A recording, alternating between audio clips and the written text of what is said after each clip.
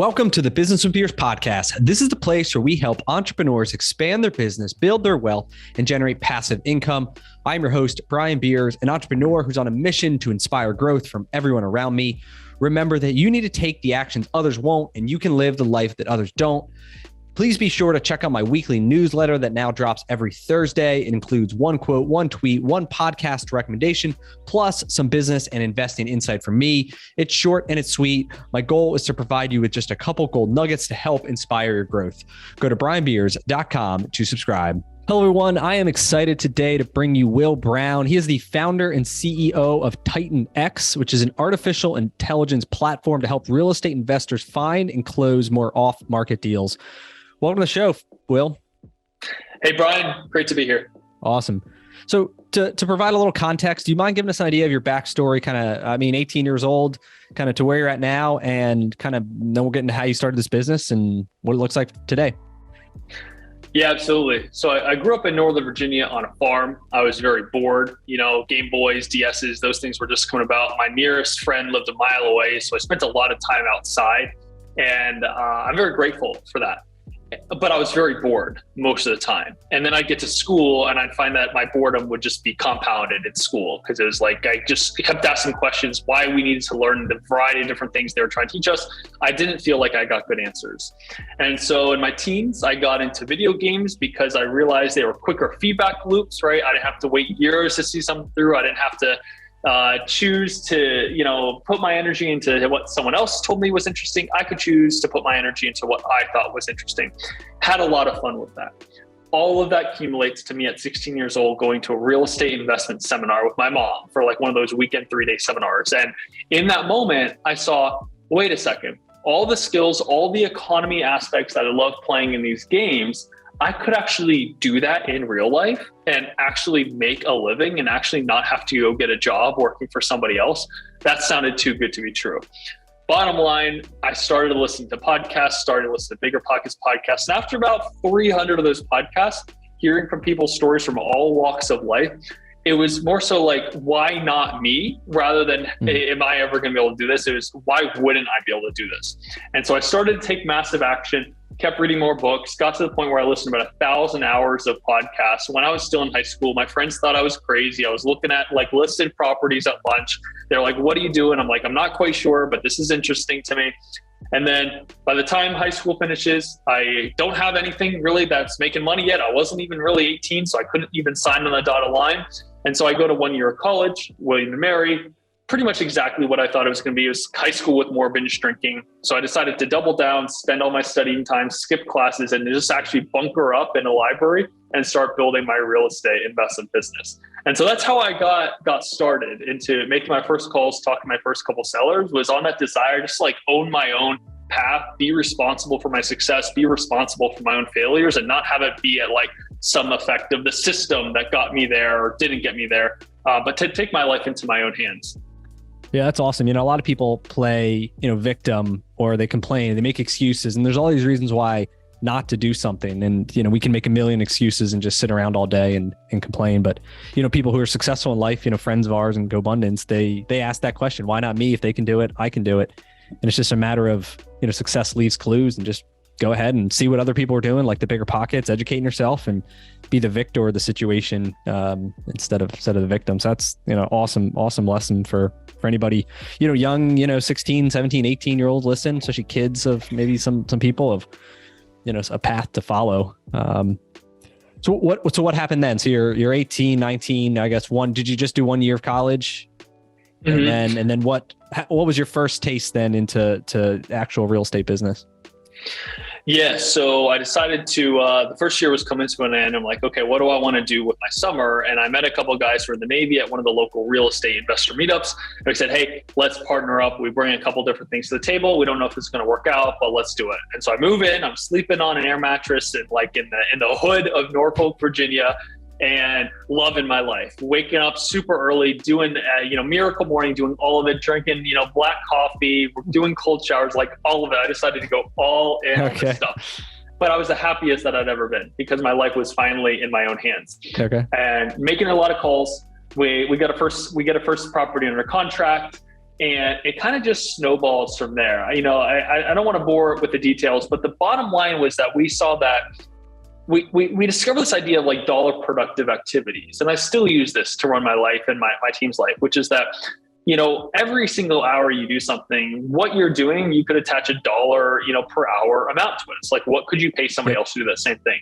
And there's like, $0, $1, $10, $100, $10,000 per hour activities.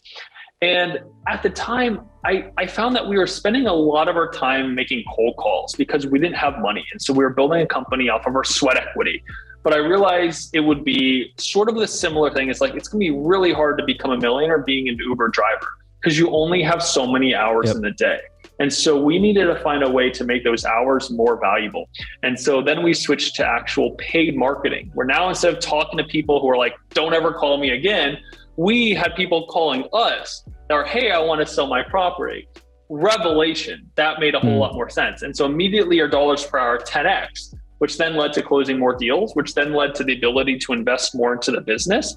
And we were able to scale it from there. But I would never have done it if I never broke free from like just unwilling to spend money that I didn't have. We put, our first like mail campaigns and stuff on credit cards to be able to actually generate those inbound leads. So it was kind of like a taking the step without seeing the stare type of phenomenon.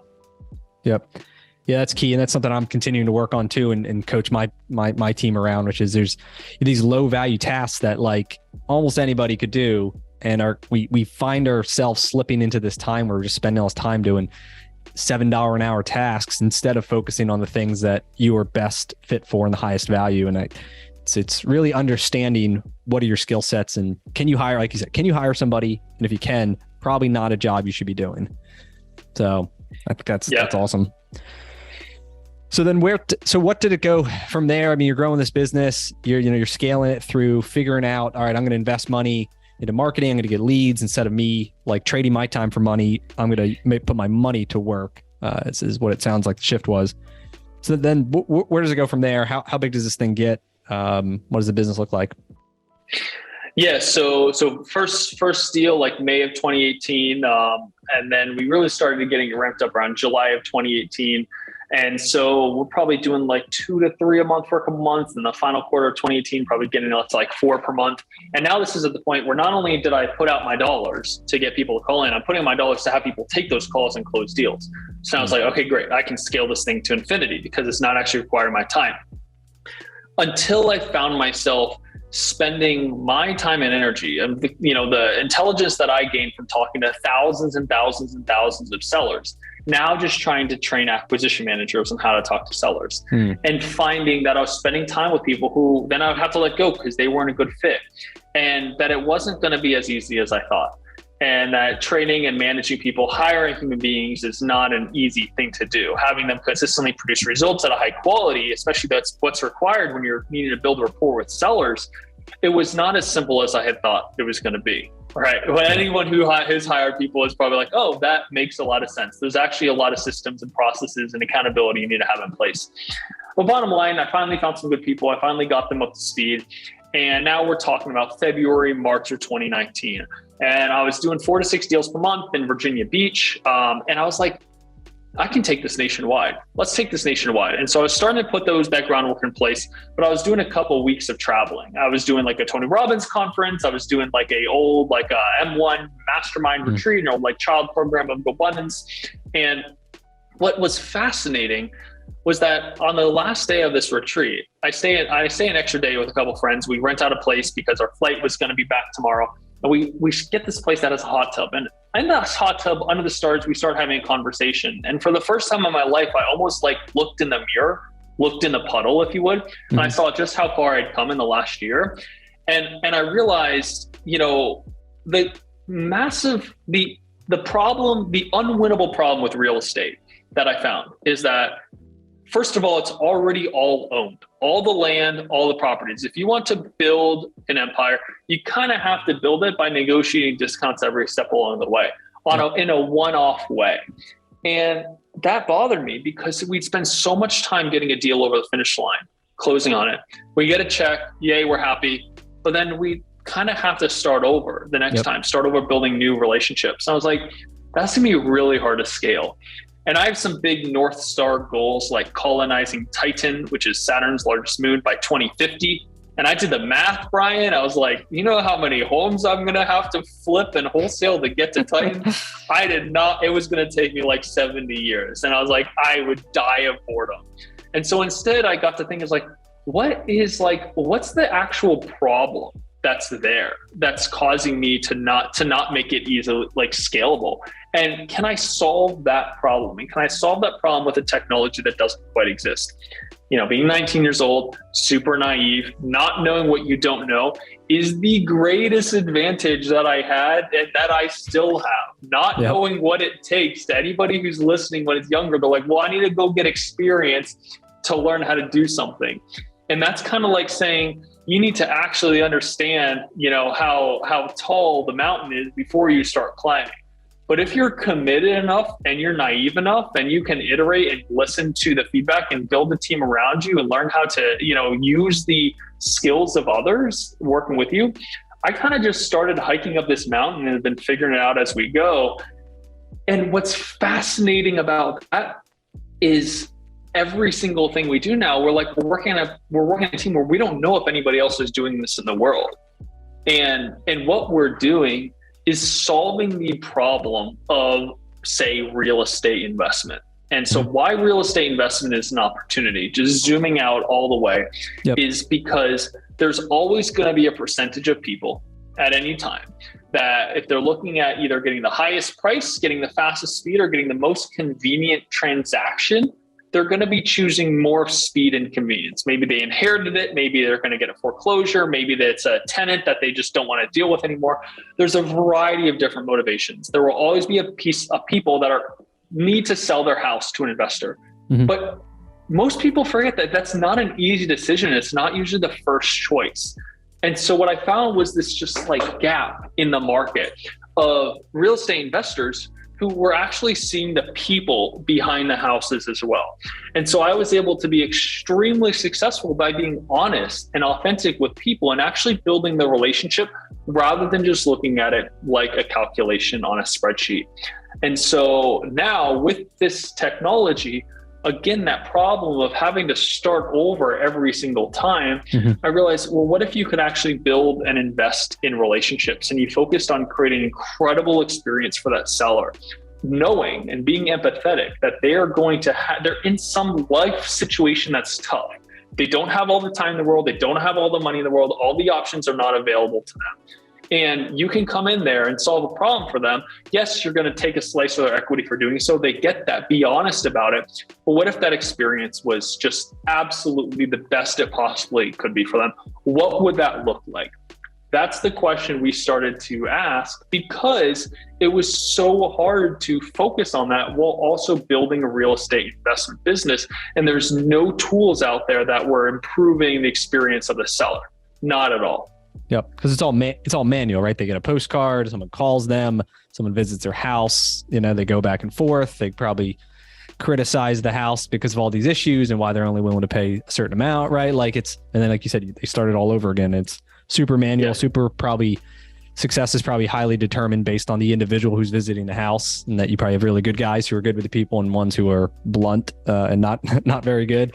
And so, yeah, I mean, I could totally see just because it's so people driven that, you know, that's not the case. So in that hot tub that night, what was the vision? What is the seller experience that you thought, hey, if we could create this thing that would light on fire?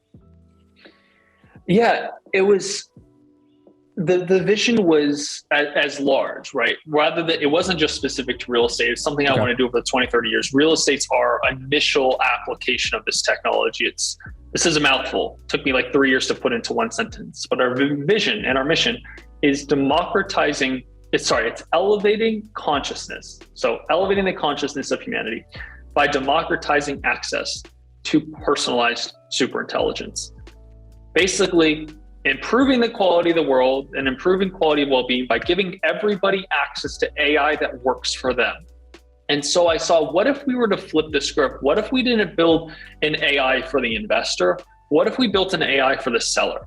that kept in touch with them, got the information, was able to engage with them over the period of months or even years. 80% of the 120 plus deals that I did in that 18-month period came from follow-up.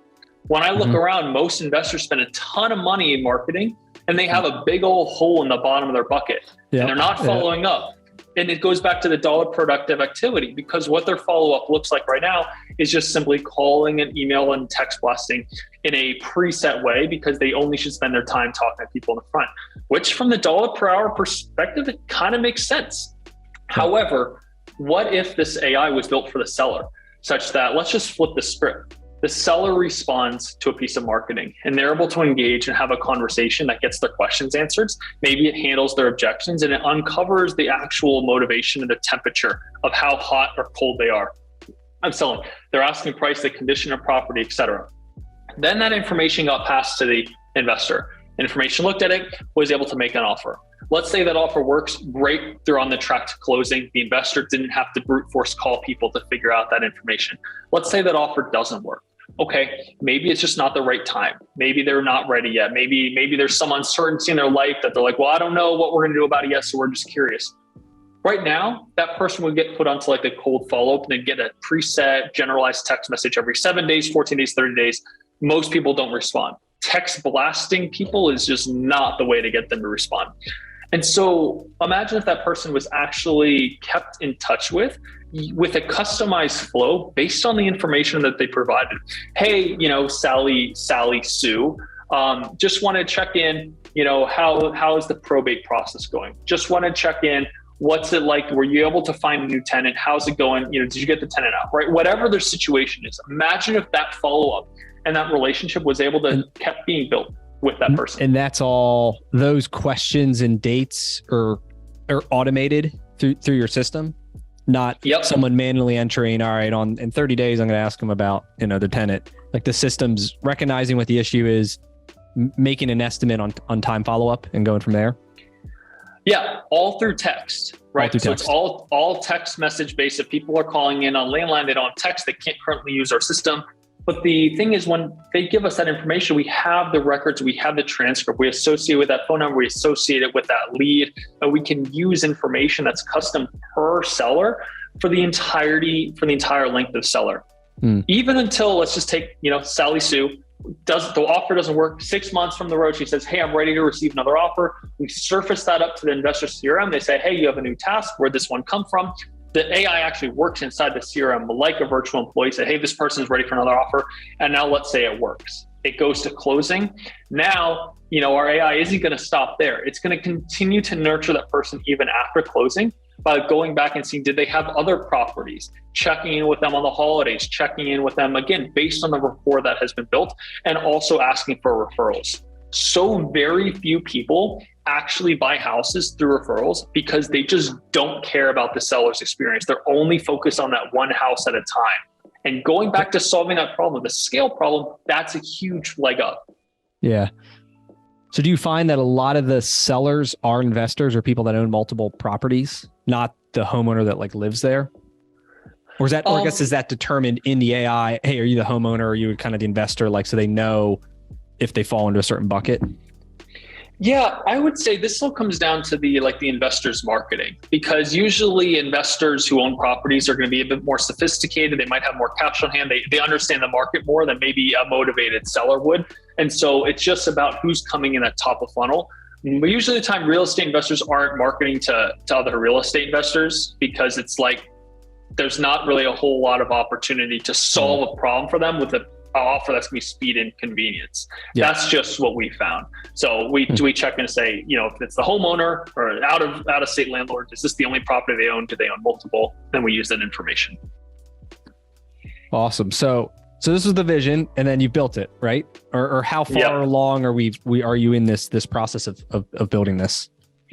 Yeah. So what's exciting now is we have the first stage complete, the qualification conversation that plugs into people's marketing, whether they're using mail or whether they're using a website. They swap out a phone number. They use one of the marketing numbers they create inside our system. And then when people text in, it immediately qualifies them. Now we're building the second stage, which is the CRM. And we got a couple of CRM integrations right now working on building the rest to actually drop those leads into them and continue to nurture them, such that if it's like Brian's CRM, it's reading and writing with our system when you make an offer or when you set an appointment, for us to be able to use that information that you upped in the CRM to alter the flow of that seller's journey, we call it. The third stage, which is going to be coming very soon here as well, is real estate investors have a ton of leads that you could call are in their cold, long-term follow-up. They have no way of tapping in because they simply just can't call everybody. And so what they do is they resort to these automated spam blasting messages. They don't have relationships with these people. But we say, these people are at one point, sometime they opted in, they wanted to get an offer. Let our AI over time start to reach out, start to build relationships, and start to get those people back on track from people that you've already spent the money marketing for, no additional cost. And now you're just going to be able to, we're going to reheat those leads. We're going to like microwave them, right?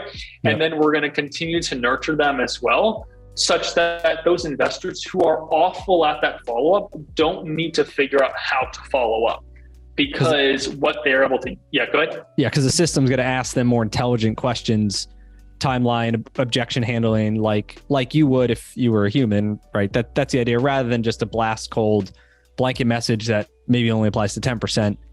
You're going to try to ask more smarter, specific questions that relate. Is that kind of the difference of the approach? Yeah, it's consent-driven conversations, right? Rather than just blasting people with information and then they block your number and then you wonder why they ghost you. It's actually asking more questions like, hey, is it cool if I follow up with you in 14 days? Hey, is it cool if I follow up with you in a couple months? And then using the information that they provide to drive that. Again, actually building and showing the seller that, hey, I respect that this is not an easy decision for you. And look, we're not a good fit for everybody. But what I am committed to is making this the very best experience you possibly can have. And at the end of the day, whether you go with us or you go with someone else, we want you to go with the best offer. And so it kind of flips the script around, and the way we can get it to be that customized and the flows to be that smooth for all the different segments is because we have transparency inside the system that we built to view every single message and every single conversation that we have and our thought process behind each one. And so every time a message goes back and forth with the seller, all future messages, all future conversations we have benefit from that. And so there's no training required. So maybe this is probably a bigger question than you probably can answer, but at a high level, how do you go about then training the system? How do you make it smarter? I know like there's machine learning, I don't know all the details, but like, can you try to dumb it down? Like, how do you take those conversations, you apply your logic to it to say, hey, this was successful, this was great, do this again, or hey, this, like, you read this scene wrong, like this is what you should do next time, right? We know that as humans. How do you make the machine? How do you make your machine smarter? Totally. So starting with the end in mind, you need a human being to say, hey, when we give them this question, these are the categories of, let's say, good responses, and these are the categories of bad responses, right?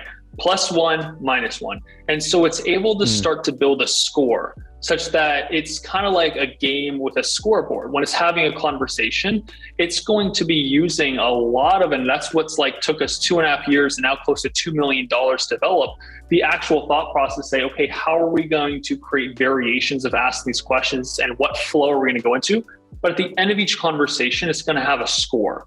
And we as human beings look at each one of those. And we can also use our intuition to say if it blatantly did something it didn't do, or if there's a new opportunity to build a new skill, we can build that in, as well as seeing how we're improving based on that score over time. So you're scoring, your team's taking a sample of these and scoring them and determine every single one. Okay, every single one. And because even in text, like there's tone, right? A voice of tone that, you know, the words may not pick up, but if you're reading it, you would understand, all right, the tone of this conversation's positive or negative or whatever, right?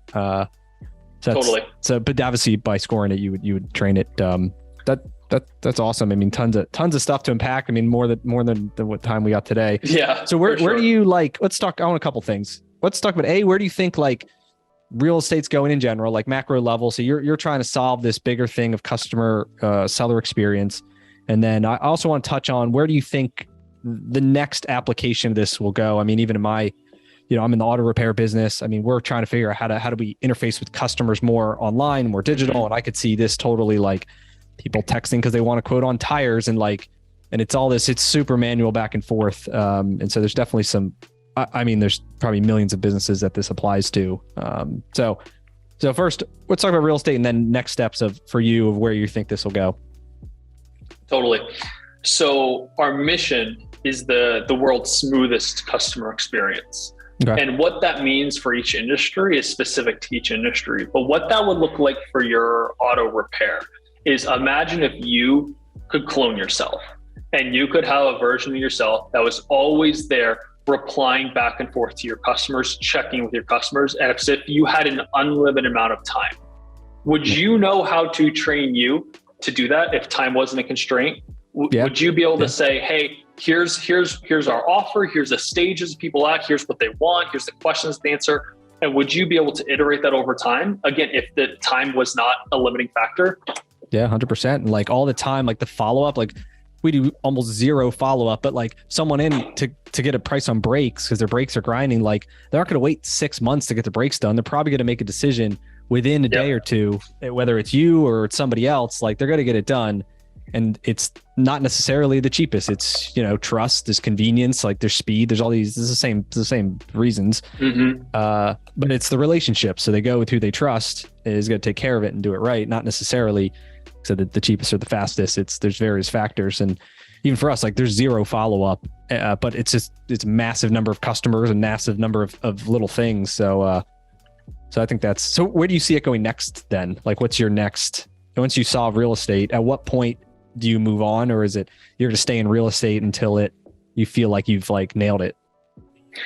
Yeah. So there's a lot of sort of build your own chatbot companies out there, but the reason nobody uses them is because they don't work, because it is almost like training a person. And so our goal is to not only prove out this concept, but to build the greatest experience for real estate investment for sellers, and then to move that to retail real estate for people wanting to sell with agents. Okay. As I go back to auto repair, how long on average, how many years do brakes last, or how many miles? Couple years, 4 years, couple years, maybe. Right? Same for tires, same thing, so, 5 years. Awesome. And so what if every single time somebody came in, now they are on a 4 to 5 year timeline and they are on a nurture sequence along the way, and you were to give them offers, you were to give them referral incentives, things like that, to refer their friends, and all that was automated. How many more people would come in through the door? That's what the opportunity looks like. It's taking the intelligence of knowing the reality of your customer's situation and embedding that into a nurturing sequence that people actually want to be a part of, that's actually valuable to them and natural to them. And so that's what we're building for real estate sellers, right? For off-market sellers, and then for on-market sellers, for people, for probably property management, mortgage, all these tangential industries. And then by that time, we're gonna have millions of conversations, and it's gonna be extremely difficult to stump the bot, if you will, to stump the AI. And it'll be a very low lift for you to be able to train it, because it's already going to come in pre-trained. Just like if you were to hire a customer service rep in your business, they're already going to come in knowing how to communicate. They're already going to come in knowing best practice. And now you just give them a couple pieces of training to make it specific to your business. Yep. Yeah, I definitely could see in real estate, like you said, you go to retail, you already know the lingo. Once you go to mortgage, I mean, you're just another step in the process that, you can help tie it all together, and then help the business owners. They can handle more customers, right? Because they're spending more time doing the highest value task, which is whatever, putting the mortgage together, versus the lowest value task, which is like probably answering emails back and forth or questions and, the admin stuff. Yeah. So, that's awesome. So what's your bigger future of the world? I mean, you want to colonize the Saturn, and maybe you could talk about that, but what's your future of the world in your vision?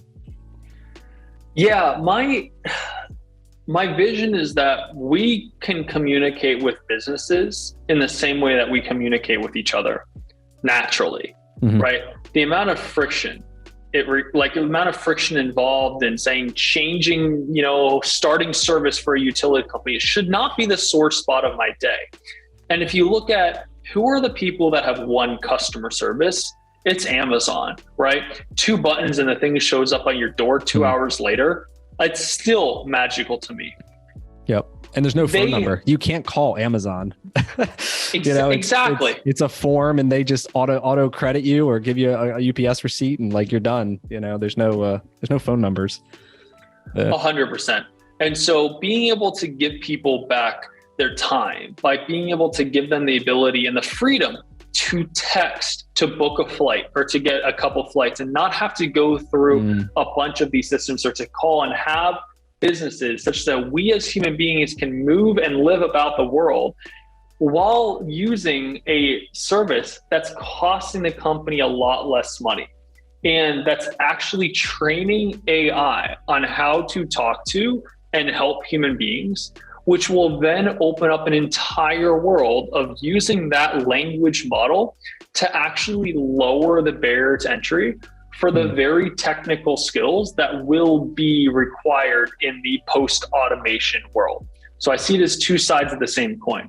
In order to automate the customer service conversations of billions of conversations, that unlocks now giving people the ability to program computers with their voice. That's a 2-way road. And when I look at going back full circle to education system, things not really making a lot of sense, realizing it was built for the Industrial Revolution, realizing we're past that and accelerating even faster. I have grave concerns about this transition in society where a lot of people have only been trained to do a repetitive job, but that repetitive job is now going to be done cheaper. Now, what do? Do you try and stop the tsunami? No, it's one of nature's most powerful sources. I think we as humanity need to learn to ride that tsunami. And we're going to do that by building tools that improve the quality of life and decrease the cost of living. Okay. Yeah, because you think of all these customer service jobs, all the people booking your airline flights, and if you could just shoot a text to somebody and get your flight booked, multiple jobs eliminated, right? So then there's people need to learn new skills, right? Or find, it's not even a customer service job. It's another type of job that maybe doesn't even exist today. Is that the train of thought? 100%. And now the cost of living actually gets less because the airlines don't have as much overhead. And with competition, now they can provide the same service for cheaper. And so I think the cost of living can actually get cheaper over time. Technology is deflationary. It should get cheaper. Yep, should. But even now, it's crazy with the period we're living now. And even, real estate's a great example of the massive rise of rents and costs and everything related, right? Construction. So it's like there's got to be some sort of shift to help bring it back down. It's not going to just be interest rates. And maybe it's technology, totally. But it sounds like I don't know how long are we away from. Do you think we're away from that point that it's starting to have a material effect?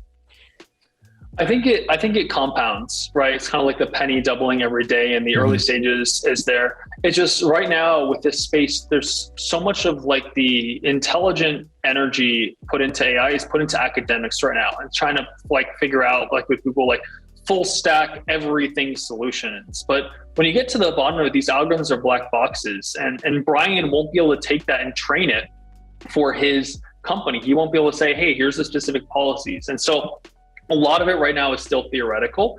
What we do is we look at what works and what doesn't work in that theoretical. We fill in the gaps, and then we're focusing on building practical solutions. And rather than learning from reading a bunch of Reddit posts or trying to digest the internet, building an AI that's actually learning from having millions and billions of conversations, helping people get to where they want, is a very, very powerful model to have to continue to apply for the benefit of humanity rather than the detriment.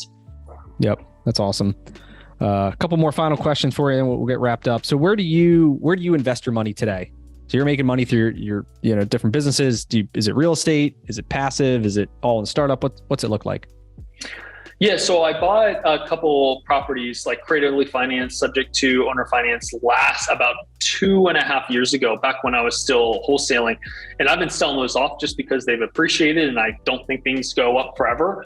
But from the standpoint of it, everything goes into my tech, everything goes into my education, everything goes into my network. For me, I am playing the game of active income right now, building an empire. right now, realizing that, a couple $100 a month from a property is a drop in the bucket compared to what's possible when what I work on, we scale it from the function of just the amount of value that the money that I put out into the world is creating for people by improving their quality of life or decreasing their cost of living. And so for me, everything, it's just 100% going back into the business. That's awesome. Tech. Yep. Yeah. That's great. And then what does your team look like? Is it, I know you're based in LA. Is it a lot of people there, or you're all remote? What's that look like? Yeah. Pros and cons. We're remote. I got a couple people in Arizona. I've got about 5 people here in LA. I've got someone in St. Louis, somebody up in Canada, and an engineer down in Brazil. Bottom line, do I kind of wish we had an in-person kind of like, the social network type of vibe here? Yes, I think that would be a lot of fun, but there's also realities and constraints that we've hired incredible talent from different corners of the world. And so we got about 13 people, about 6 engineers, a couple admin, ops people, a couple salespeople, and a couple C-level people to be able to really drive the vision with me. So got a solid team. Again, so I wish we were in person. Yes. I'm putting together some badass, awesome in-person retreats for my team. Absolutely as well. I'm really looking forward to those, especially now that the pandemic is mostly over, I hear. Yeah.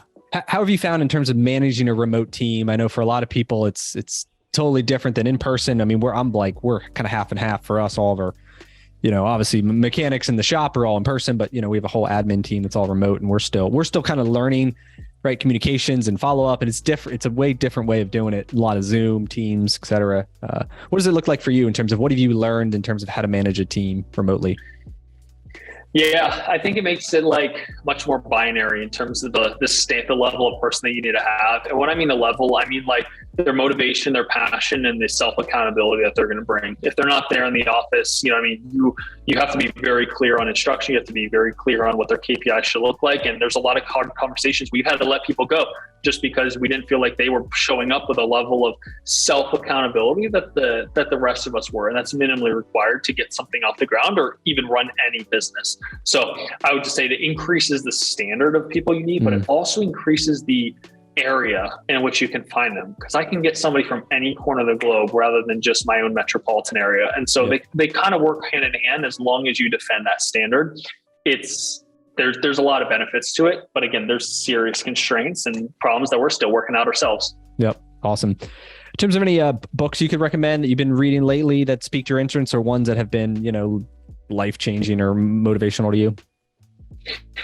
Yeah, Stealing Fire is an incredible book that's kind of like the fusion between how Navy SEALs operate, how the smartest scientists operate, and then the effect that psychedelics have. And it's kind of this, it goes deep into this idea of a flow state and how you can tap into that in a way that's unique and specific to you, just to be able to take everything you're doing to the next level without requiring much more effort. It's really, really neat. And I think if, everybody in the world read that and lived by the principles, we would have a much more creative and innovative society. So highly recommend Stealing Fire. Awesome. Check that one out. Yeah. And then where can listeners connect if they're interested in learning more about you or your company and what you're up to? Yeah, so I'd say first, my site is titanx.ai. Feel free to reach out there, grab a time, check out our software if you're interested in feeling it out for yourself. Or if you want to get connected with me on a personal note, my Instagram is will.jbrown. Feel free to send me a message there. Let's connect. Awesome. Well, I appreciate you coming on and sharing all the awesome stuff you've been up to. I'm excited, kind of keep tabs on it and see where this goes. Awesome. Likewise, Brian, it was a pleasure. Thanks so much. All right. Thanks, Will. That's all we got for this episode with the Business with Beers podcast. One thing that would really help both us and other new potential listeners is to rate the show and leave a comment in iTunes, Stitcher, wherever you listen. Also, make sure to link up with me on your preferred social media platforms, LinkedIn, Instagram, Twitter, Facebook. You can find all my links at brianbeers.com. Please just share the podcast with anyone who you think might enjoy it. And until next time, remember to take the actions others won't, to live the life that others don't.